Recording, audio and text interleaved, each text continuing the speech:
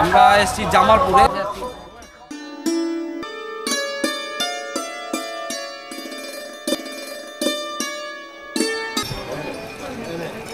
এই ছিল যদু ঘোষ বলে পেয়েছিল,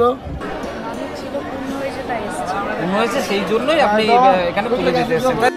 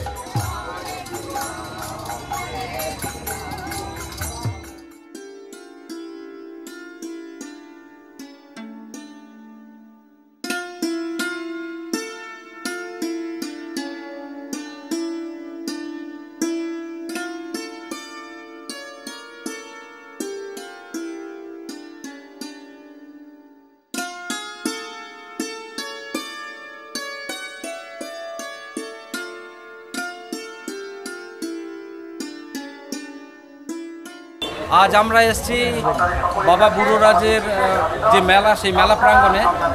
আমরা এসেছি জামালপুরে।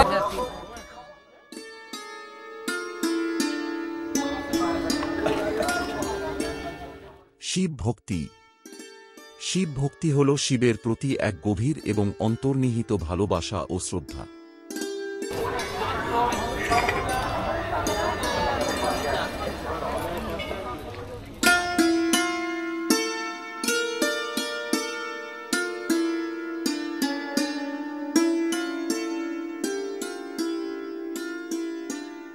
শিব হিন্দু ধর্মের ত্রয়ী দেবতার একজন, যিনি বিনাশ ও পুনর্জন্মের দেবতা হিসেবে পরিচিত।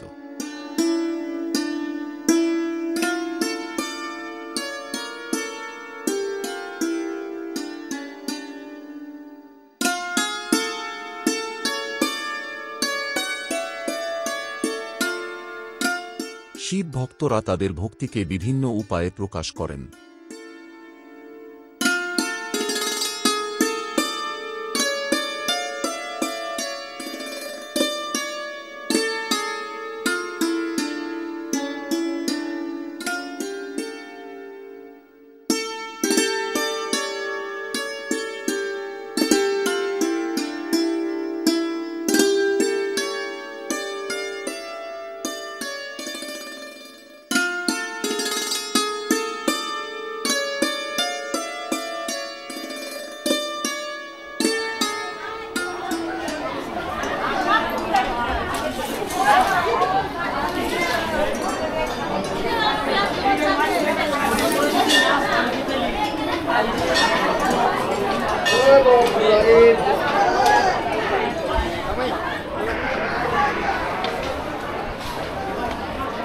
তো আমরা এখন মন্দির প্রাঙ্গণে প্রবেশ করেছি। আপনারা দেখছেন এখানে এই যে সকলে মানব যারা করেছেন তারা তাদের মনোবাসনা পূর্ণের উদ্দেশ্যে তারা এসছেন বাবা বুড়োরাজের মন্দিরে।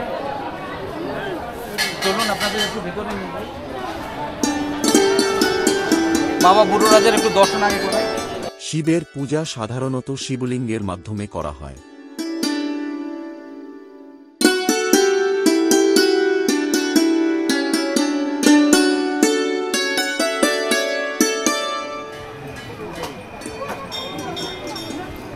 বাবার মাথায় মাথা পানি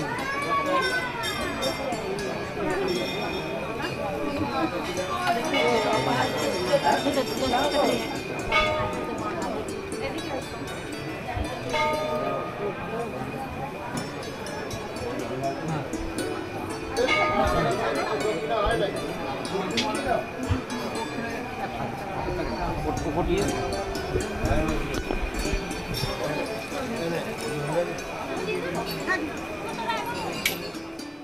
পূজার সময় ভক্তরা ফুল, বেলপাতা, ধূপ, প্রদীপ এবং নানান প্রসাদ নিবেদন করেন।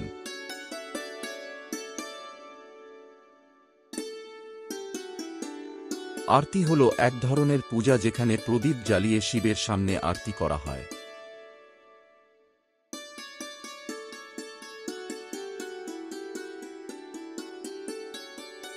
মন্ত্র জপ। শিবের বিভিন্ন মন্ত্র যেমন ওম নমঃ শিবায় জপ করে ভক্তরা তাদের ভক্তি প্রকাশ করেন।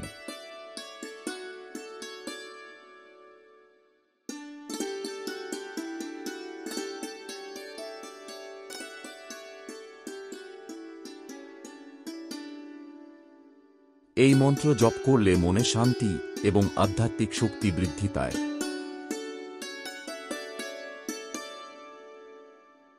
বাবা বুড়োরাজের যে মন্দির আছে, এই বুড়োরাজের মন্দিরের ভেতরের একটা আপনার ভেতরের অংশটা আমরা দেখলাম, যেখানে ভগবানকে পুজো করা হচ্ছে, ভগবান শিবকে পুজো করা হচ্ছে। বিভিন্ন দর্শনার্থী বিভিন্ন জায়গা থেকে এসেছেন তাদের মনোবাঞ্ছা পূরণের জন্য। আমরা ভেতরটা আপনাদের দেখালাম। তো এখানকারই একজন যিনি পূজারি পুজো করেন এখানকার, এবং এখানকারই তিনি বাসিন্দা। আমরা তাদের থেকে জেনে নেব এই মন্দিরের কিছু ইতিহাস যদি আমরা জানতে পারি ঠাকুরমশাইয়ের কাছে। ঠাকুরমশাই নমস্কার, বলছি আপনার নামটা? আমার নাম অশোক ব্যানার্জি।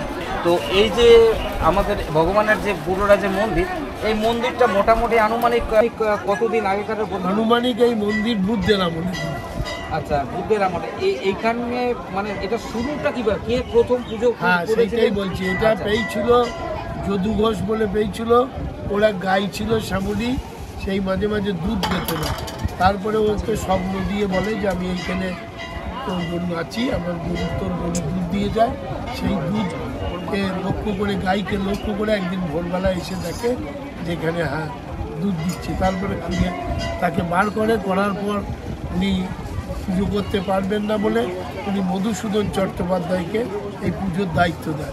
কিন্তু মধুসূদন চট্টোপাধ্যায় নিঃসন্তান, কোনো সন্তানাদি ছিল না। তখন উনি ধর্মদা মুড়াগাছায়, যেটা আমাদের নদিয়া ইয়েতে, আমাদের আসল বাড়ি নদিয়া, সেই ধর্মদার মুড়াগাছার উনি দিয়েছিলেন ননীগোপাল বন্দ্যোপাধ্যায়কে দায়িত্ব, মানে ভাগ্নে। সেই ননীগোপাল বন্দ্যোপাধ্যায় দায়িত্ব নেওয়ার পর ননীগোপাল বন্দ্যোপাধ্যায় দুই সন্তান, এক হচ্ছে যতীনময় বন্দ্যোপাধ্যায় এবং রামময় বন্দ্যোপাধ্যায়, দুবার বিয়ে ওনার। সেই সূত্রে আমাদের আমার ঠাকুরদাদা ছিলেন ধর্মদাস বন্দ্যোপাধ্যায়, তিনি 61 বছর বয়সে মারা যান। ওরাই এইভাবেই পুজো প্রচলন, এবং ওনারাও নিতে চাননি যে না, আপনার যেহেতু মা ভাগ্নের ছেলেপিলে সন্তানাদি নেই, তাহলে আমাদেরও তো এরকম হয়। উনি বলেছিলেন, ননীগোপাল বলেছিলেন বন্দ্যোপাধ্যায়, উনি মানে খুবই সাধক লোক ছিলেন। উনি বলেছিলেন যে না, দায়িত্ব মামা মানে মধুসূদন একদিন বাণিজ্যে পাড়া হয়ে যাবে। এখন কিন্তু তাই হয়ে গিয়েছে না, বাণিজ্য পাড়া। এই পাড়াটা বাণিজ্য পাড়া হয়ে গেছে এখন। এখানে কেউ ছিল না আগে? না, এখানে কেউ ছিল না, এখানে কেউ ছিল না। অরিজিনাল বাড়ি ধর্মদা মুড়াগাছায়। সেখানে আজও গোপীনাথ ঠাকুর আছে, আমাদের দুর্গা উৎসব আছে সেটা। এবার বছরে বছরে অনেক শরিকানা হলে পালাটা পড়ে, অষ্টমীর পালা পড়ে। আচ্ছা আচ্ছা, যাই হোক, বলছি যে এই যে একটু গাছটা একটু দেখিয়ে দাও, ওই গাছ গাছ এই যে গাছ।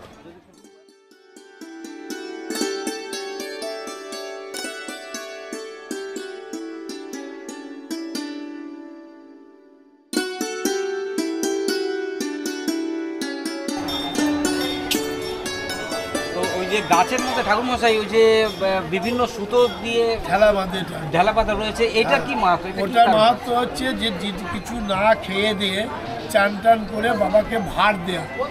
আপনাকে যেমন হয়তো একটা কাজের ভার দিলাম যে আপনার বাড়ি কলকাতায় কি কাটুয়া, বাবাকে দায়িত্ব দেওয়া হয়েছে। এটা ভগবানকে দায়িত্ব দেওয়া যে আমার এই কাজটা উদ্ধার করে দাও, দিলে আমি তোমাকে ভাতটা তুলে দেবো। বিভিন্ন জনের, কাউরি সন্তানাদি, কাউরি চাকরি বাকরি, যার যার সমস্যা, কাউরি রোগ ব্যাধি, সব রকমই ওনাকে ভার দেওয়া। মূলত এটা বাবার কাছে মানত করা হচ্ছে। বাবার কাছে তার মানে আপনারা দেখতে পাচ্ছেন যে অশ্বত্থ গাছ, যে অশ্বত্থ গাছ রয়েছে, অশ্বত্থ গাছে যে ভার বাঁধা হয়েছে, এটা মূলত মানুষ তার মনোবাসনা পূর্ণের জন্য তার এখানে বাবার কাছে এসে মানত করে গেছে, ভগবানের কাছে এসে মানত করে গেছে।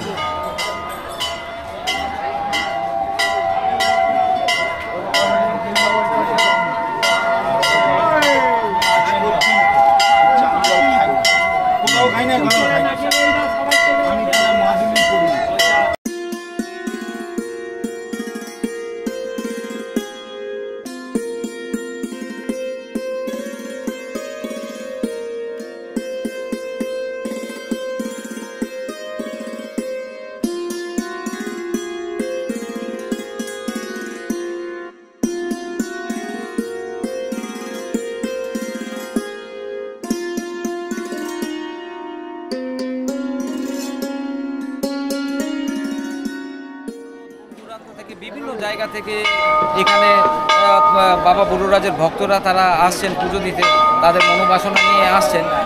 নমস্কার। বলছি আপনি কোথা থেকে এসছেন? আপনার জামালপুরেই বাড়ি। আপনি কি শুধু সন্ন্যাসীর জন্যই এখানে এসছেন, না আপনার অন্য কোনো মানত করা আছে বা কিছু আছে? মানত ছিল, কি মানত পূর্ণ হয়ে গেছে সেটার জন্য এসছেন, না এখন শুধু মানতই করতে এসছেন? পূর্ণ হয়েছে সেই জন্যই আপনি এখানে পুজো দিতে এসেছেন, তাই তো? তো আপনারা শুনলেন আমরা যার যেই উদ্দেশ্যে এসেছিলাম, যে একজন এমন লোককে পাওয়া যেতে পারে, আমরা পেয়েও গেছি, যে যিনি মানত করেছিলেন তার মানত এখানে পূর্ণ হয়েছে, তাই তিনি আবার এসছেন এখানে পুজো দিতে। চলুন আমরা আর কি কি এখানে আপনাদের দেখাতে পারি, আপনাদের একটু ঘুরে ঘুরিয়ে দেখাই।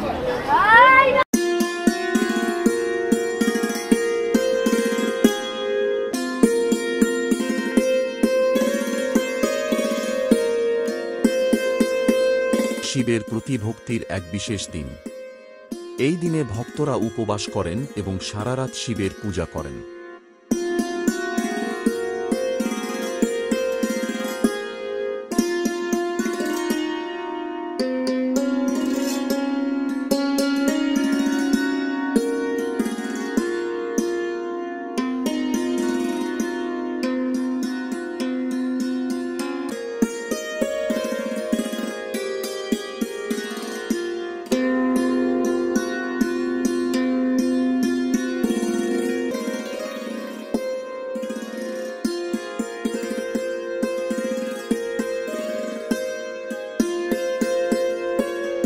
কেউ যদি রিজার্ভ ছাড়া আসে, যেমন ধরো ট্রেনে আসতে পারে অথবা বাসে করে আসে, তাহলে যদি এখানে ট্রেনে কেউ আসতে চায়, তাহলে ট্রেনে এসে কোথায় নামতে হবে, কি করে আপনারা এই বাবা বুড়োরাজের এখানে আসবেন? ধরুন হাওড়া থেকে কেউ আসবে, কাটোয়া থেকে আসবে, কোথায় নামবে? পাটুলি স্টেশনে, তাই তো? আচ্ছা আচ্ছা, বলুন। ওইখান থেকে টোটো কিংবা অটো অ্যাভেলেবেল আছে। এসে শুধু বলতে হবে যে জামালপুর যাবো, জামালপুর বাবা বুড়োরাজের মন্দিরে যাবো। তাহলে আপনারা শুনতে পেলেন, যদি ট্রেনে আসেন তাহলে আপনারা পাটুলি স্টেশনে নামবেন, পাটুলি স্টেশনে নেমে টোটো কিংবা অটো করে আপনাদের বললেই হলো যে জামালপুর বাবা বুড়োরাজের মন্দিরে যাবো, তাহলে চলে আসবে। আচ্ছা, এটা গেল ট্রেনের রাস্তা। এবার বাসে যদি মনে করেন কেউ আসে, কাটোয়া থেকে বাস আসে, আপনার নবদ্বীপ থেকে বাস আসে, তো যদি বাসে আসে তাহলে সেটা কি ওই নবদ্বীপ থেকে এখানে বাস পুরো চলে আসে? আচ্ছা, বাস রুটটা কি এইখান দিয়েই আসে? আমরা সামনে দাঁড়ালাম, আচ্ছা আচ্ছা, এখান দিয়ে যাচ্ছে, তাই তো? তো কাটোয়া থেকেও বাস আসে আর নবদ্বীপ থেকেও আসে। তো আপনারা শুনলেন, যদি কেউ বাসে আসতে চান, আপনারা কাটোয়া থেকেও বাসে আসতে পারবেন এবং নবদ্বীপ থেকে বাসে আসতে পারবেন, এবং অম্বিকা কালনা থেকেও দু একটা বাস এখানে আসে। বাসে আসলে আপনারা পুরো একদম জামালপুরে স্টপেজ আছে, তো বাস স্টপেজ আছে, জামালপুর বাস স্টপেজে এসে আপনারা নামলেই বাবা বুড়োরাজের মন্দির, যে কাউকে জিজ্ঞাসা করলেই আপনারা এখানে চলে আসতে পারবেন।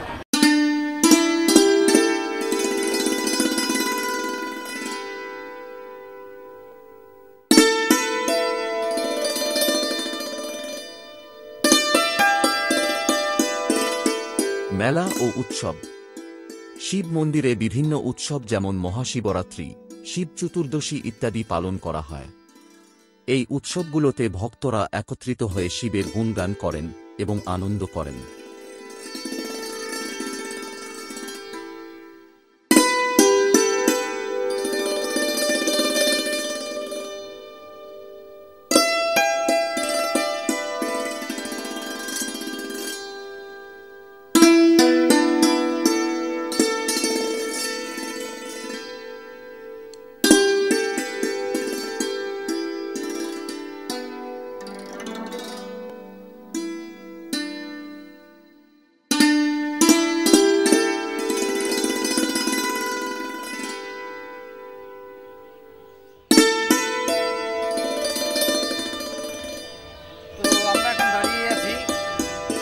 বাবা বুড়োরাজের যে শিব মন্দির, শিব মন্দিরের বাইরে যে প্রকৃতির যে পরিবেশটা সেটা আপনাদের দেখালাম যে কি সুন্দর প্রকৃতি। দেখুন চারিদিকে বট গাছ রয়েছে, বিভিন্ন বড় বড় গাছ রয়েছে, ভীষণ সুন্দর একটা পরিবেশ এবং চারিদিকে দোকান, মেলা বসেছে। মেলাটা প্রায় 4 দিন হয়।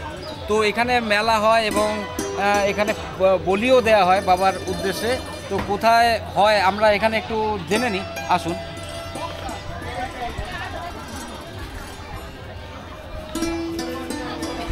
আমরা এখানে একজনকে পেয়েছি, তা এর কাছ থেকে দেখি কিছু যদি আমরা জানতে পারি। দাদা আপনার বাড়ি কোথায়? বাড়ি আমার হচ্ছে ইন্দ্রপুর কালনা থানা। ও, অম্বিকা কালনা দিয়ে। হ্যাঁ। আচ্ছা, যাই হোক, এনার অম্বিকা কালনাতে বাড়ি। তো আপনি এখানে কি পুজো দেওয়ার উদ্দেশ্যে এসেছেন? হ্যাঁ, পুজো দেওয়ার উদ্দেশ্যে 4 দিন ধরে এই কামানটা রয়েছে। এরপরে কালকে সকালে থেকে জল ঢালা হবে। এবার জল ঢালার পরে মানসিক রয়েছে, সব কোপ হবে 5টা। আচ্ছা, এবার ওই কোপ নিয়ে তারপরে পুজো সমাপ্ত রয়েছে।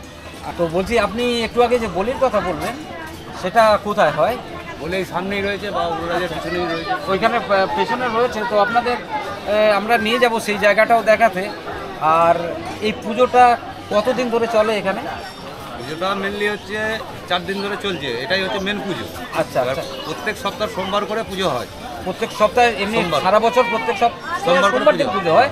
আর এমনি স্পেশালি এই যে আজকে যে পুজোটা, হ্যাঁ, এটা এটাই 4 হচ্ছে দিন main- ধরে চলছে। main পুজো, হ্যাঁ। এটা মেন পুজো, এটা 4 দিন ধরে 4 দিন চলছে। ধরে। আজকে কত নম্বর দিন? আজকে 3 নম্বর দিন। আজকে 3 নম্বর দিন। এই 4টে দিনের মধ্যে সব থেকে মেন দিন কোনটা? আজকের দিনটাই মেন দিন হচ্ছে আগামীকাল। আগামীকাল, মানে আগামীকাল সেই দিনটা সব থেকে ওটাই main। জল ঢালার দিন, ওটাই পাটাকপের তোজ্জোর। আচ্ছা। এবং যারা বাইরের দেশ থেকে সব আসছে এবং দর্শক দল যারা আসে বছরে একবার, তারাও আজকে বিকেল 4টে থেকে হাজির হবে। তারপর সারাদিন থাকবে, আবার সন্ধ্যের পর তারা সব বেরিয়ে যাবে। আচ্ছা, এটাই যে বৈশাখ বা জ্যৈষ্ঠ মাসের শেষ দিন থেকে হ্যাঁ, পুজোটা এখানে হয়। পূর্ণিমা ধরেই পুজো। আচ্ছা, ঠিক আছে। পূর্ণিমা ধরে পুজো হয়। সেই পূর্ণিমাটা কি পূর্ণিমা একটু বলে দেন দর্শকদের, একটু জেনে নিই, তাহলে তারা সেইভাবে আসতে পারে পরবর্তীকালে। এই পূর্ণিমায় জ্যৈষ্ঠীর পূর্ণিমা বললেই সব বুঝতে পারবে, এটা মেন পূর্ণিমা, জ্যৈষ্ঠীর একটাই পূর্ণিমা। আচ্ছা, জ্যৈষ্ঠ মাসের একটাই যে পূর্ণিমা, মেন পূর্ণিমা, আর সেইটা। একটাই পুজো হচ্ছে মাঘ মাসে, যেটা মাঘী পূর্ণিমা মাঘী বলা হয়, পূর্ণিমা, লাস্ট সপ্তাহ যেটা সোমবার পরে। হ্যাঁ। এই একই রকম উৎসব, আচ্ছা, সেটা একদিনের উৎসব। সব থেকে বেশি ভিড় হয় কি এই পুজোটাতে? এই পুজোটাতেই বেশি। এই জ্যৈষ্ঠ মাসেরটাতেই সব থেকে বড় হয় এবং সব থেকে বেশি লোক আসে বিভিন্ন জায়গা থেকে। আচ্ছা, ঠিক আছে, চলুন আপনাদের নিয়ে যাচ্ছি একটু যেখানে পাতাগুলি হয়, ওই জায়গাটা একটু আপনাদের দেখাবো, আসুন।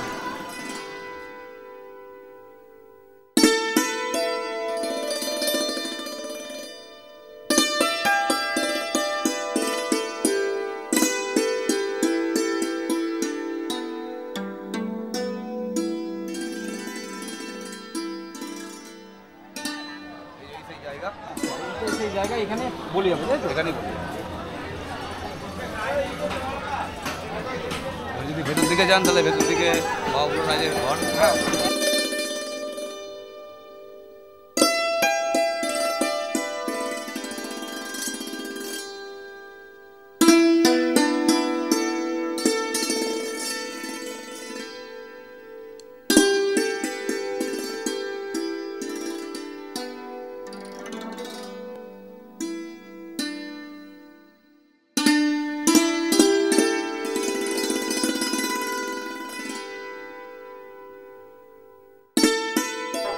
তো আপনারা দেখলেন যে এই যে সেই পুকুর, যেই পুকুর থেকে সন্ন্যাসীরা স্নান করে তারপরে এই যে এই রাস্তা দিয়ে তারা ওই বাবা বুড়োরাজের যে মন্দির আছে সেই মন্দিরের উদ্দেশ্যে তারা যায় দণ্ডি কেটে তাদের মনোবাসনা পূর্ণের জন্য।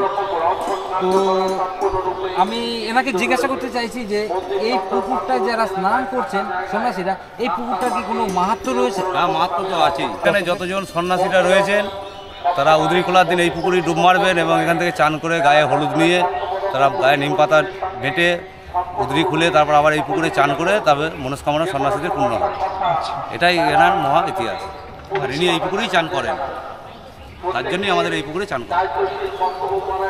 তো আপনারা শুনলেন এই পুকুরটার মাহাত্ম্য বলতে আমরা আরো বলতে চাইছি যে এই পুকুরটা মানে তৈরি হয়েছে কবে, যখন এই বাবা বুড়োরাজের যে মন্দিরটা তৈরি হয়েছে তখন থেকে এই পুকুরটা তৈরি হয়েছে, না এটা পরে তৈরি হয়েছে? এটা জানা যায় পূর্বপুরুষ থেকে, দাদুরের আমল থেকেও শুনে আসছি যে বাবা বুড়োরাজের স্থাপন পুকুর থেকে। ও আচ্ছা আচ্ছা, তার মানে এখানে যতদিন মন্দির রয়েছে পুকুরটাও ততদিনকারই আছে। তাই যারা মনোবাসনা পূর্ণর জন্য এখানে আসেন তারা এই পুকুরে স্নান করে তারপরে বাবা বুড়োরাজের কাছে তারা পূজা দিতে চান।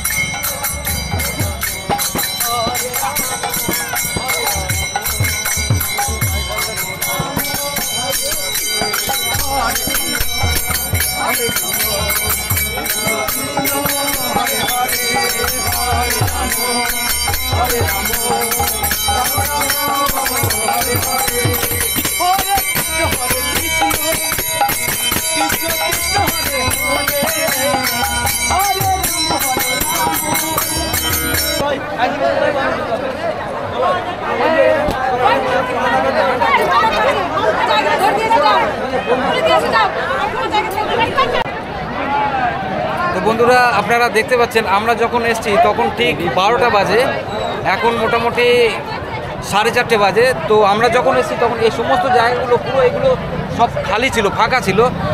আস্তে আস্তে আস্তে আস্তে সাধু সন্ন্যাসীতে এই জায়গাটা ভরে গেছে। আপনারা দেখতে পাচ্ছেন, একটু দেখাও দেখাও।